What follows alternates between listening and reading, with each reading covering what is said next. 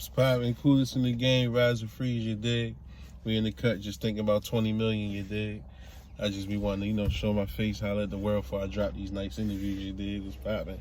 Told y'all 2020, we just dropping dope shit, doing dope shit, you feel me?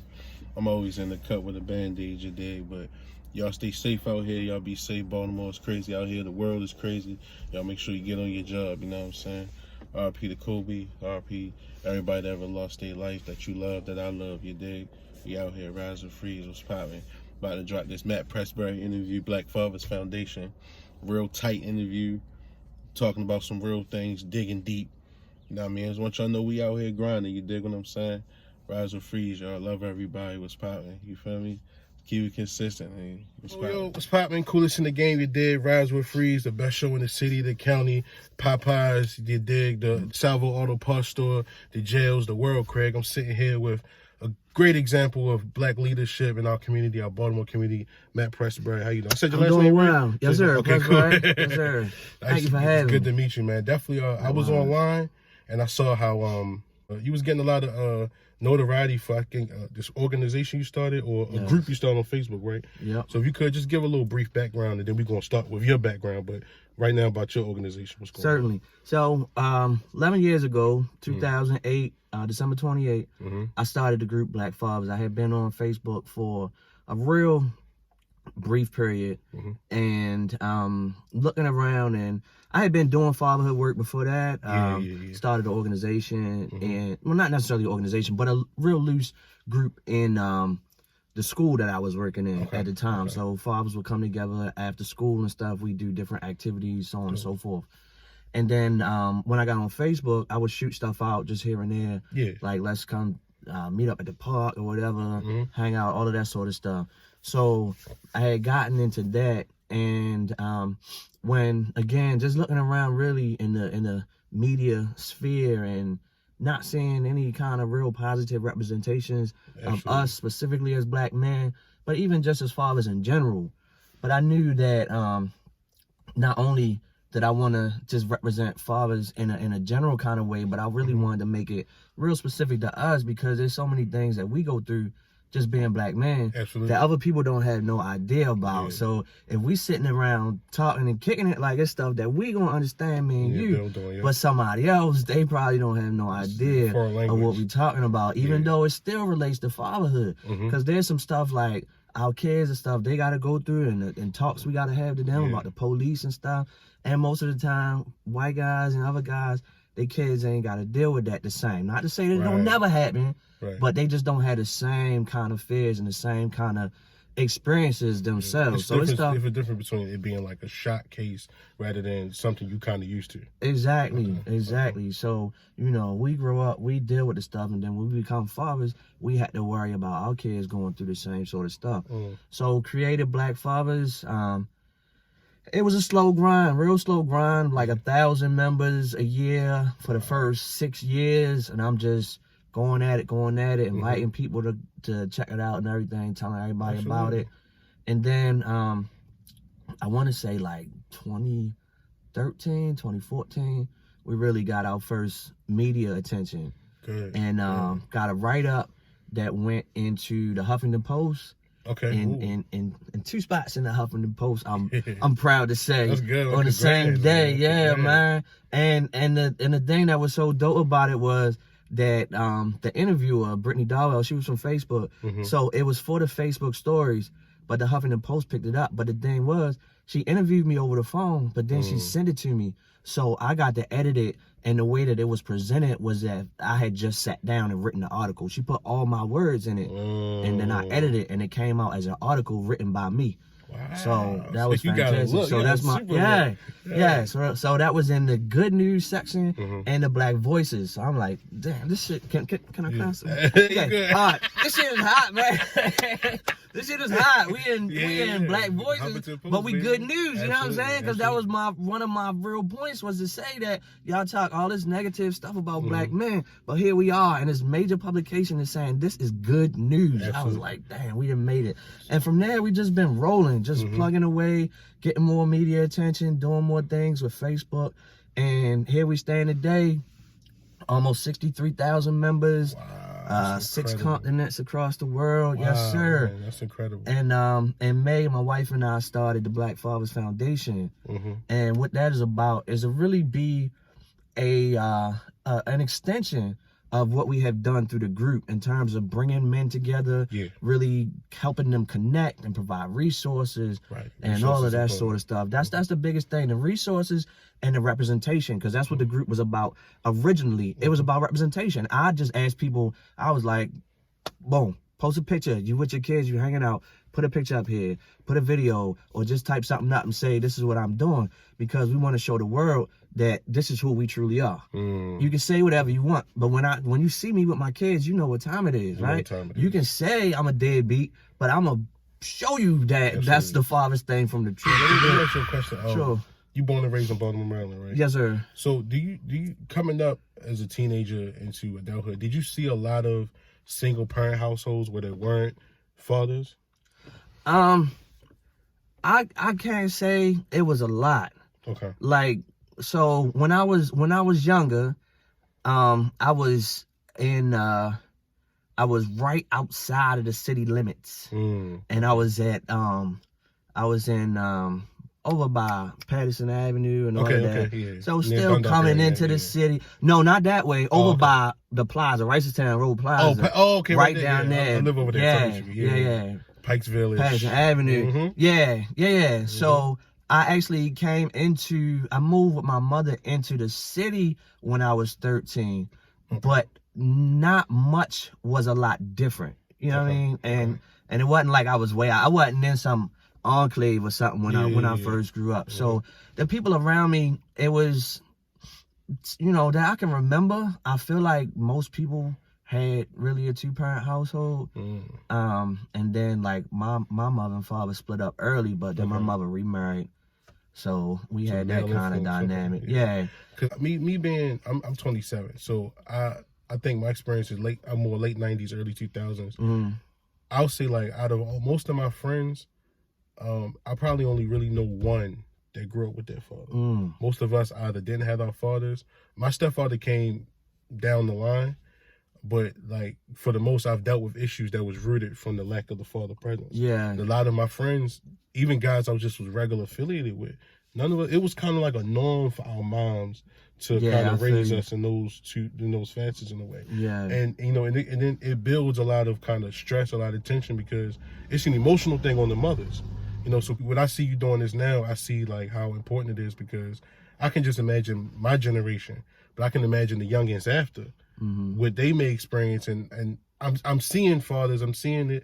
It's not like there's a drought in it or there isn't enough. When you see a black father, it's always a salute, because when you see a black father, he is serious. He is about his business, and you don't really hear about too many cases about black fathers being like loose or anything like that. Like for the most part, they're on their job.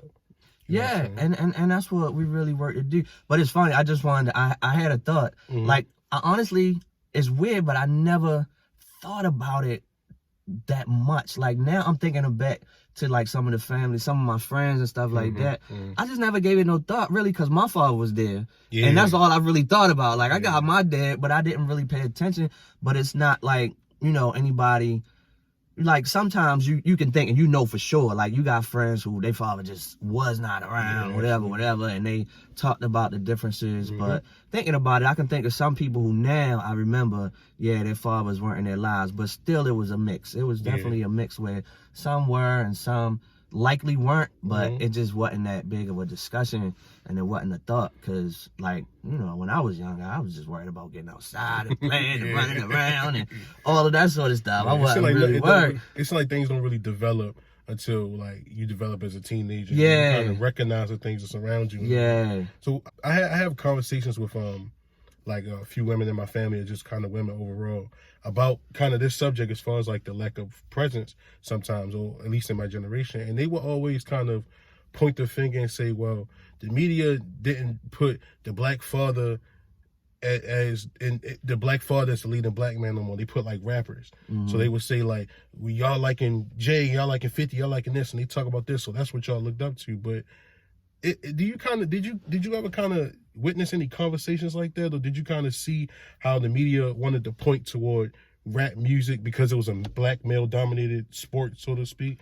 Or did you was it still 50-50?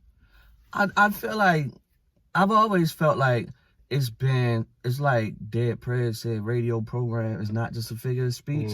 You know that things are done by design. Absolutely. To be a certain way. So absolutely. Yeah, everybody that's propelled to the top and really gets that mega success and all of that, and especially like even now you look at it a lot, and a lot of these young folks is just talking about drugs and you know what I mean, all this crazy stuff, and then using it now. But you know, when I was growing up, it was all about selling it. Now these young folks, this generation, is all about using it and all of that stuff. So it keeps being the same thing, and the deadly cycle regardless. Right, exactly. So the stuff that's really fed to our kids, especially through music, is not the most positive stuff. So the ideas are just now, maybe to an extent, because you have older people like a Jay now. You have people like a T.I. who's had his show where he's all about being a dad and all of that stuff. And expresses imperfection.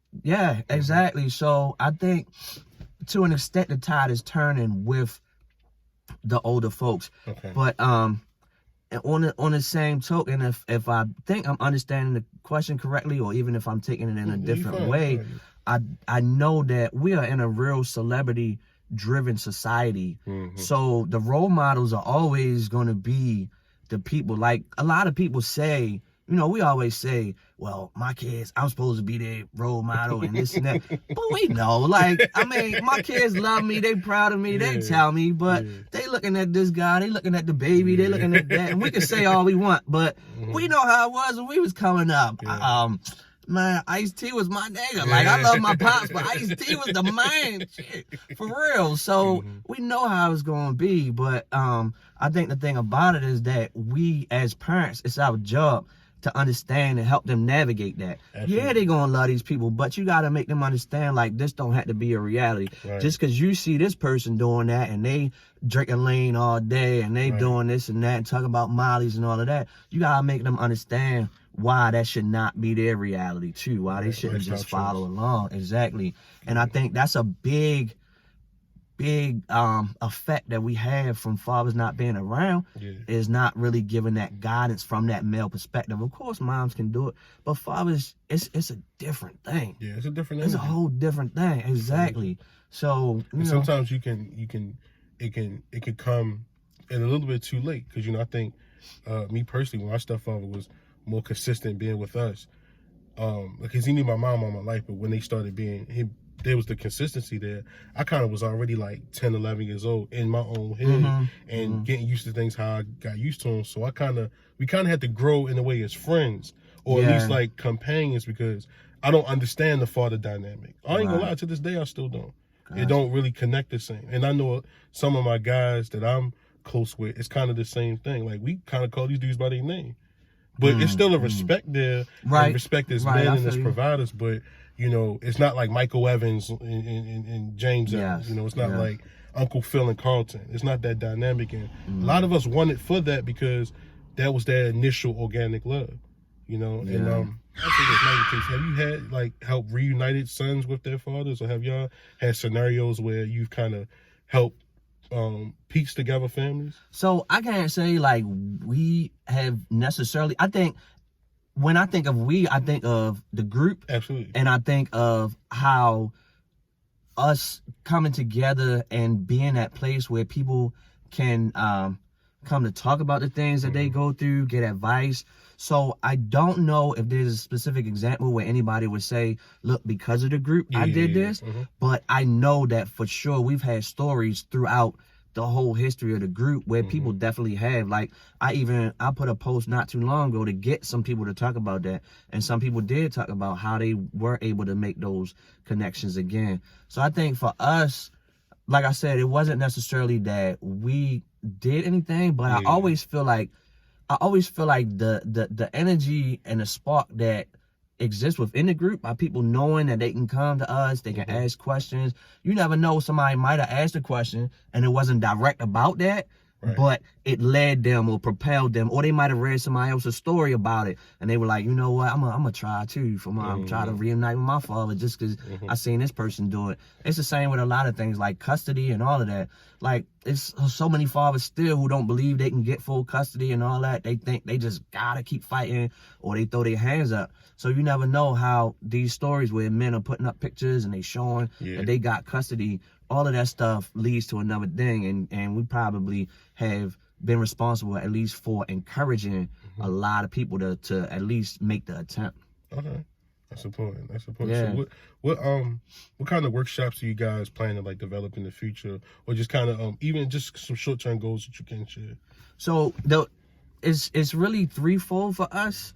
The one thing is doing funding. We are committed to being a funding organization that provides scholarships to young men, first and foremost, young men who become fathers in high school. That's our first goal: scholarship and stipends to assist them not only academically but also with raising their kids.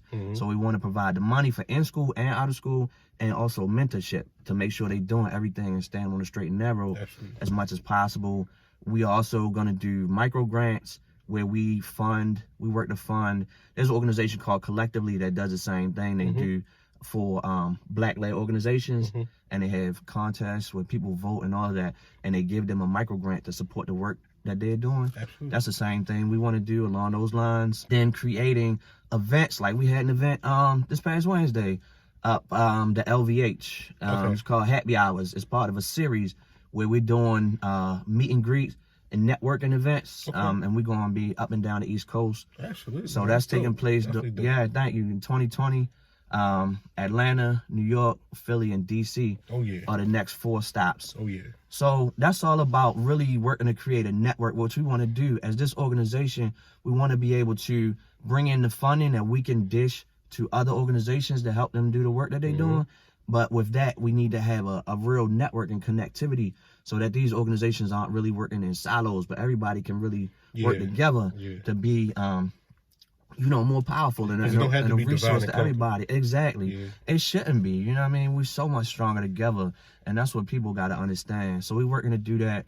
We're going to have a mental health. Mental health is going to be a very key part of what we're doing. We're going to roll out a campaign called Fatherhood State of Mind, which is really about men taking account or accountability for their mental state and getting, self-care is the buzzword and all of that.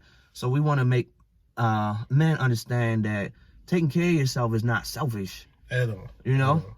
And if it is selfish, then so be it. You need it though to survive, because you can't take care of your family if you're not taking care of yourself.